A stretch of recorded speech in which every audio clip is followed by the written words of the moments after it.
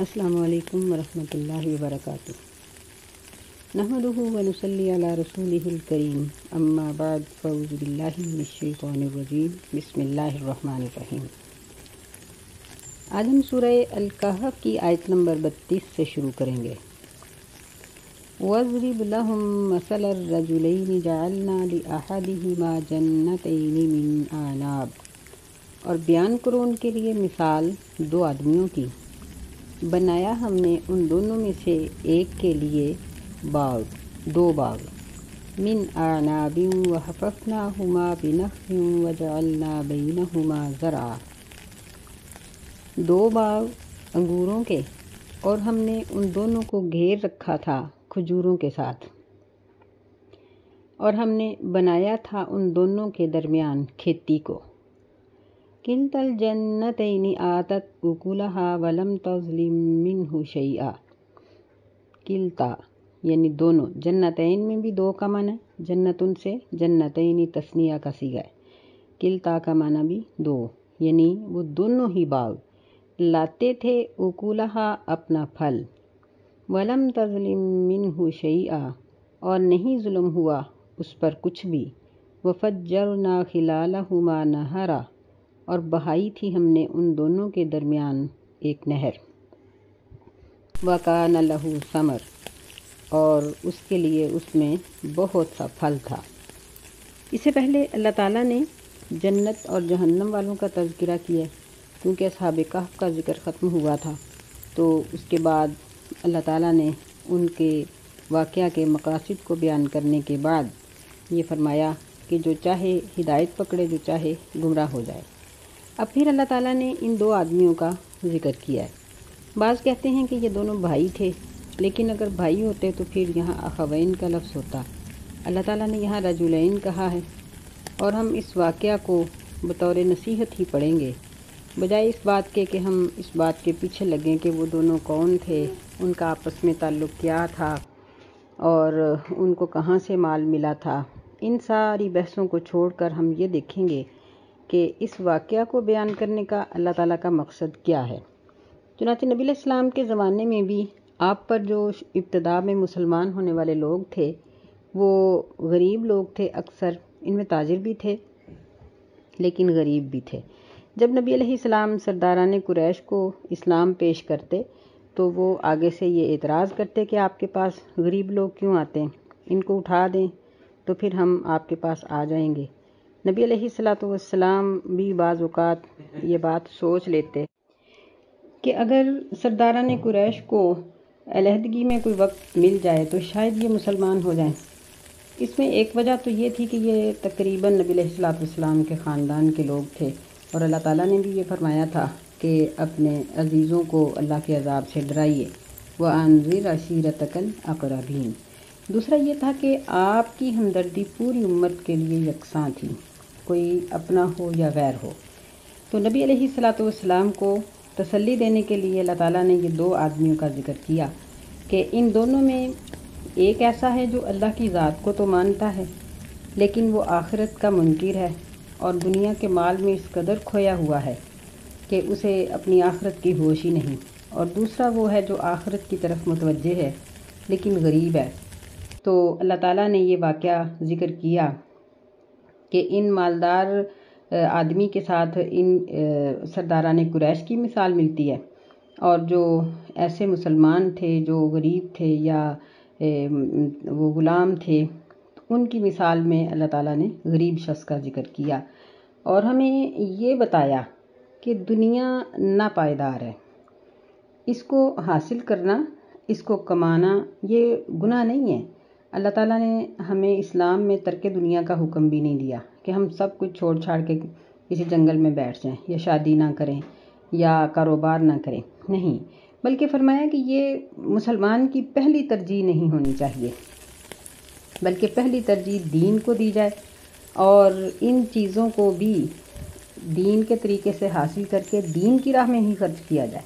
مال کو بھی، اولاد کو بھی۔ شادی کا مقصد بھی عیاشی اور اپنی ذاتی جو ضرورت ہے وہ پوری کرنی نہ ہو، بلکہ اللہ کا حکم مقصود ہو کہ اللہ نے کہا ہے کہ نکاح کرو تو ہم کریں گے۔ بہرحال اللہ تعالیٰ نے یہاں اس آدمی کا ذکر کیا کہ جس کے پاس دولت تھی۔ فرمایا کہ 2 باغ تھے بڑے بڑے، تصور کریں، درمیان میں کھیت ہے، سائڈوں پر پھلدار درخت ہیں، اس سے پیچھے کھجور کے درخت ہیں جو بہت اونچے ہوتے ہیں، اور پھر ان درختوں کے تنوں کے اوپر انگور کی بیلیں چڑھی ہوئی ہیں، درمیان میں نہر بہہ رہی ہے۔ اگر اس کا ہم فضائی منظر دیکھیں تو کتنا ہی خوبصورت ہوگا، لیکن وہ شخص آخرت کو نہیں مانتا تھا۔ فرمایا کہ وہ جتنی محنت کرتا تھا نا، اس سے کئی گنا پھل اس کو مل جاتا تھا۔ وَكَانَ لَهُ ثَمَرٌ، یعنی اس کی محنت کا ثمر، اس کا پھل، وہ اس کو پورے کا پورا وافر مل جاتا تھا۔ فَقَالَ لِصَاحِبِهِ وَهُوَ يُحَاوِرُهُ أَنَا أَكْثَرُ مِنْكَ مَالًا وَأَعَزُّ نَفَرًا، بس اس نے اپنے ساتھی کو کہا، وَهُوَ يُحَاوِرُهُ، اور وہ اس سے بات چیت کر رہا تھا، کہنے لگا، أَنَا أَكْثَرُ مِنْكَ، میں تجھ سے بہت زیادہ ہوں، مال کے لحاظ سے بھی، وَأَعَزُّ نَفَرًا، اور میں بڑی عزت والا ہوں غلاموں کی تعداد کے لحاظ سے، نفری کے لحاظ سے، یعنی میرے غلام بھی بہت زیادہ ہیں، بال بچے بھی بہت زیادہ ہیں، بیویاں بھی ہیں، مال بھی ہے، اور تم کس طرف لگے ہوئے ہو، سب کچھ چھوڑ چھاڑ کے اور سب چیزیں اللہ کی راہ میں دے کر خود غربت کی زندگی بسر کر رہے ہو۔ وَدَخَلَ جَنَّتَهُ وَهُوَ ظَالِمٌ لِنَفْسِهِ، اور وہ شخص اپنے باغ میں داخل ہوا اس حال میں کہ وہ اپنے آپ پر ظلم کر رہا تھا، یعنی اللہ تعالیٰ کا حق نہیں دے رہا تھا، اور اس کی گفتگو، اس کی سوچ، اس کے خیالات سب منفی تھے۔ قال ما اظن ان تبید هذه ابدا، کہنے لگا ما اظن، میں نہیں خیال کرتا، یعنی مجھے نہیں یقین آتا، ان تبید، یہ کہ یہ باغ کبھی بھی ہلاک ہو جائے گا، یعنی میں اس کا اس طرح سے دھیان رکھوں گا اور اتنی اس پہ محنت کروں گا کہ میں اس کو کبھی بھی بگڑنے نہیں دوں گا۔ حالانکہ محنت کرنا بندے کا کام اور صلہ دینا اللہ تعالیٰ کا کام ہے، لیکن یہی فرق ہے مسلمان اور غیر مسلم میں۔ مسلمان محنت کر کے صلہ اللہ سے مانگتا ہے، اللہ دے دیتا ہے، جبکہ اللہ پر یقین نہ رکھنے والا اپنی محنت کے بل بوتے پہ صلہ مانگتا ہے۔ وہ یہ سمجھتا ہے کہ مجھے وہی ملے گا جو میں محنت کروں گا، حالانکہ یہ بات غلط ہے۔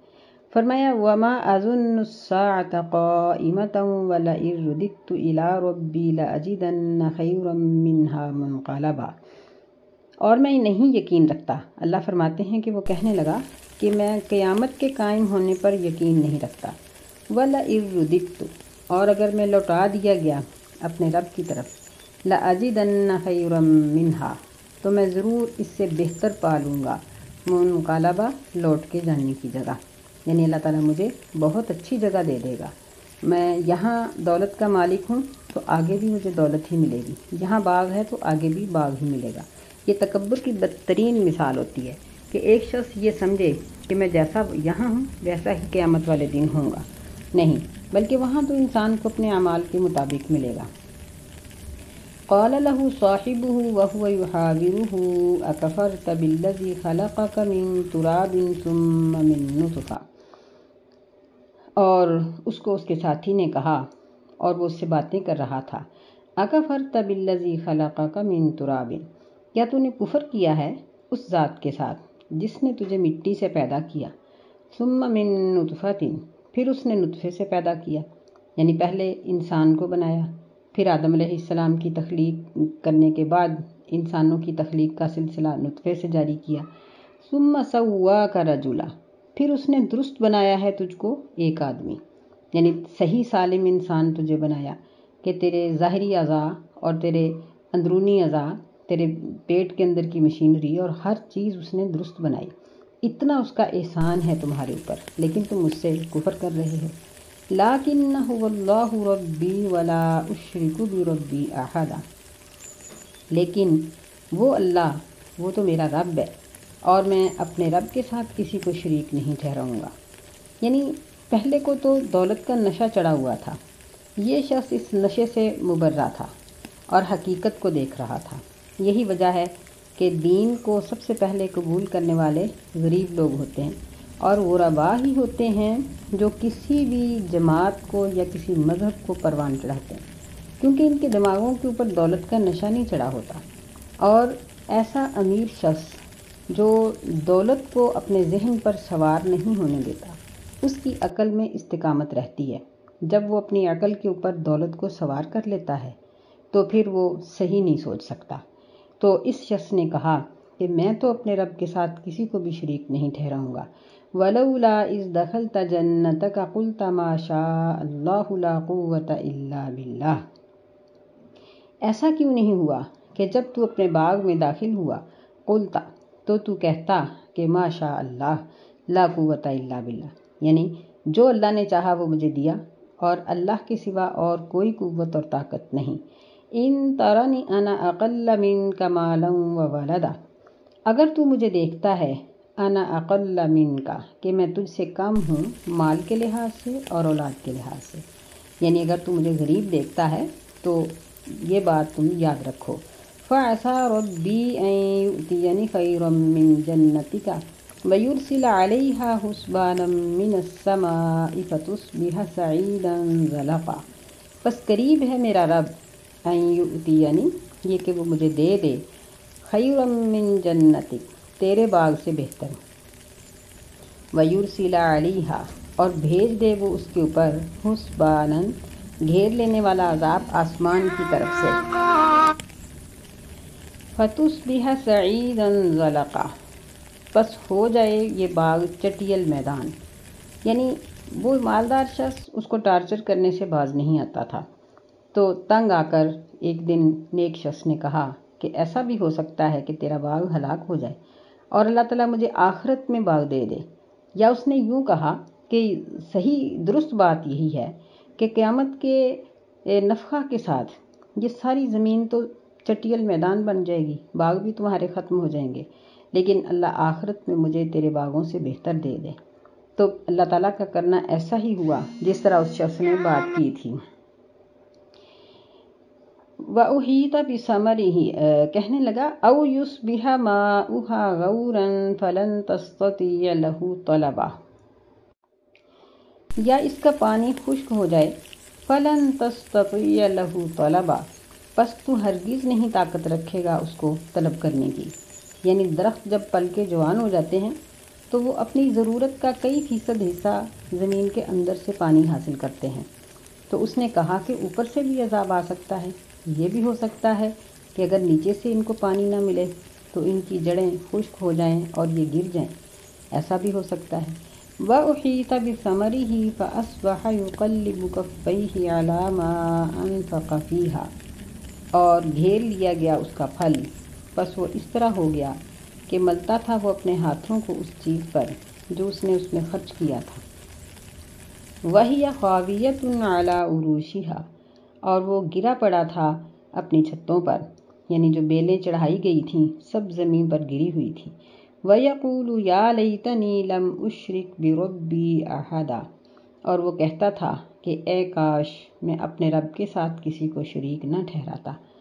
یعنی اس غریب اور متقی آدمی نے جب دکھی ہو کر اس کے ساتھ یہ بات کہی، جس میں اس کے لیے تنبیہ بھی تھی کہ اس طرح فخر اور تکبر میں نہ آؤ، اس پر ظاہری طور پر بھی عذاب آ سکتا ہے، اس کی جڑوں کا پانی بھی خشک ہو سکتا ہے۔ تو اللہ تعالیٰ نے اس کی بات کو ویسے ہی پورا کر دیا کہ اس کا وہ باغ سارا تہس نہس ہو گیا، گر گیا۔ وَلَمْ تَكُن لَّهُ فِئَةٌ يَنصُرُونَهُ مِن دُونِ اللَّهِ، اور اس کو کوئی بھی جماعت میسر نہ آئی جو اس کی مدد کرتی اللہ کے عذاب سے بچانے کے لیے۔ وَمَا كَانَ مُنتَصِرًا، اور وہ اس وقت کسی بھی طرف سے مدد نہ کیا گیا۔ هُنَالِكَ الْوَلَایَةُ لِلَّهِ الْحَقِّ، اسی جگہ حکومت اللہ کے لیے حق ثابت ہوئی۔ هُوَ خَيْرٌ ثَوَابًا وَخَيْرٌ عُقْبًا، وہ ثواب دینے کے لحاظ سے بھی بہت بہتر ہے اور انجام دینے کے لحاظ سے بھی بہت بہتر ہے۔ کہ جب اس کا باغ تباہ ہو گیا کیونکہ وہ اللہ کو مانتا تھا تو اس نے اللہ تعالیٰ پر اپنے ایمان کو پکا کر لیا۔ تو ایسے ہی اہل مکہ کے ساتھ بھی ہوا کہ یہ لوگ بڑی خوشحالی کی زندگی گزار رہے تھے، تو اللہ نے جب نبی علیہ السلام کو ہجرت کا حکم دیا، مسلمان بھی ہجرت کر کے چلے گئے، چھوٹے چھوٹے شہر تھے اور محدود آبادی تھی، تو جب اتنے زیادہ لوگ مکہ سے نکل گئے تو مکہ کی معیشت تباہ ہو گئی۔ پھر ان کے اوپر اللہ تعالیٰ کی طرف سے عذاب آیا کہ ان کے اوپر قحط کی سی صورت پیدا ہو گئی۔ جس کی وجہ سے یہ لوگ مجبور ہو گئے کہ نبی علیہ السلام کے پاس جا کر منت و سماجت کی کہ آپ اپنے مسلمان ہونے والے لوگوں کو یہ حکم دیں کہ وہ ہمارا غلہ نہ رکیں۔ تو یعنی اس طرح اللہ تعالیٰ نے ان کے واقعہ کو مکہ والوں کے سامنے بیان کر کے نصیحت دی ان کو، اور ہمارے لیے بھی نصیحت ہے کہ یہ دولت یہ اس میں دوام نہیں ہے، کہ ہم لوگ 2 بھائی ہوتے ہیں یا 2 بہنیں تو بڑے اچھے ان کے تعلقات ہوتے ہیں، لیکن ایک کے پاس دولت آ جاتی ہے وہ دوسری کی طرف منہ نہیں کرتی، یا بعض اوقات یوں ہوتا ہے کہ ایک بہن غریب ہے، ایک بھائی غریب ہے، ایک رشتہ دار غریب ہے، لیکن اس کی اولاد بڑی قابل ہے، بہت اچھی ہے، دوسرا بہت امیر ہے، لیکن وہ صرف اس بنا پر اس کے ساتھ رشتہ داری نہیں کرتا کہ میں اب غریب کے ساتھ رشتہ داری کر لوں، یہ میرے لیول کا نہیں ہے، میرا سٹیٹس اور ہے اور اس کا اور ہے۔ یہ کام مسلمانوں کے نہیں ہے، اللہ تعالیٰ ان چیزوں سے ہمیں منع کرتا ہے۔ آگے اللہ تعالیٰ نے پھر دنیا کی مثال بیان کی، فرمایا وَاضْرِبْ لَهُم مَثَلَ الْحَيَاةِ الدُّنْيَا كَمَاءٍ أَنزَلْنَاهُ مِنَ السَّمَاءِ، اور بیان کرو ان کے لیے مثال دنیا کی زندگی کی جیسے پانی کی طرح ہے، أَنزَلْنَاهُ ہم نے اس کو اتارا آسمان کی طرف سے، فَاخْتَلَطَ بِهِ نَبَاتُ الْأَرْضِ پس مل جل گئی اس کے ساتھ زمین کی انگوریاں، فَأَصْبَحَ حَشِيمًا تَذْرُوهُ الرِّيَاحُ پس ہو گئی وہ ریزہ ریزہ، تَذْرُوهُ اس کو اڑا کر لے گئی ہوا، وَكَانَ اللَّهُ عَلَى كُلِّ شَيْءٍ مُقْتَدِرًا اور اللہ تعالیٰ ہر چیز پر قدرت رکھنے والا ہے۔ یعنی اللہ نے دنیا کی مثال یہاں زمین کی انگوریوں سے دی ہے، کیونکہ اس سے جلدی سمجھ آ جاتی ہے کہ جب کھیت پل کر تیار ہو گیا تو بجائے اس بات کے کہ وہ کٹتا اور کسان کو فائدہ ہوتا کہ کیسا زبردست طوفان آیا جس نے کئی ماہ کی محنت کو ضائع کر دیا، تو دنیا میں تو دوبارہ بھی کھیتی پیدا کی جا سکتی ہے، لیکن دنیا کی انسانی زندگی یہ صرف ایک ہی دفعہ ہے، یہ دوبارہ نہیں مل سکتی۔ تو مثال اس کی بھی یہی ہے کہ جب موت کی آندھی اس انسان کو بچھاڑ دیتی ہے تو پھر اس کے اعمال ختم ہو جاتے ہیں اور اس کا سلسلہ ختم ہو جاتا ہے۔ المال والبنون زینت الحیات الدنیا مال اور بیٹے یہ زینت ہے دنیا کی زندگی کی، والباقیات الصالحات خیر عند ربک ثوابا وخیر عملا اور باقی رہنے والے نیک عمل یہ تیرے رب کے نزدیک بہتر ہیں ثواب کے لحاظ سے اور بہتر ہیں امید کے لحاظ سے۔ یعنی مال اور بیٹے یہ دنیا کے لیے بھی حاصل کیے جاتے ہیں اور انہی چیزوں سے انسان اپنی آخرت بھی کما لیتا ہے۔ نبی صلی اللہ علیہ وسلم نے فرمایا کہ جب کوئی شخص فوت ہوتا ہے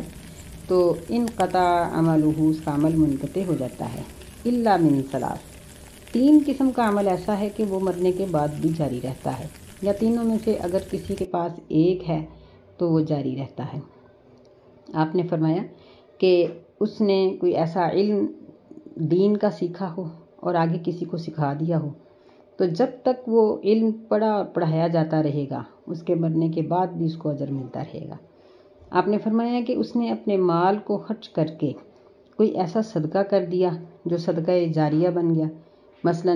کسی کا جگہ پر پانی لگوا دیا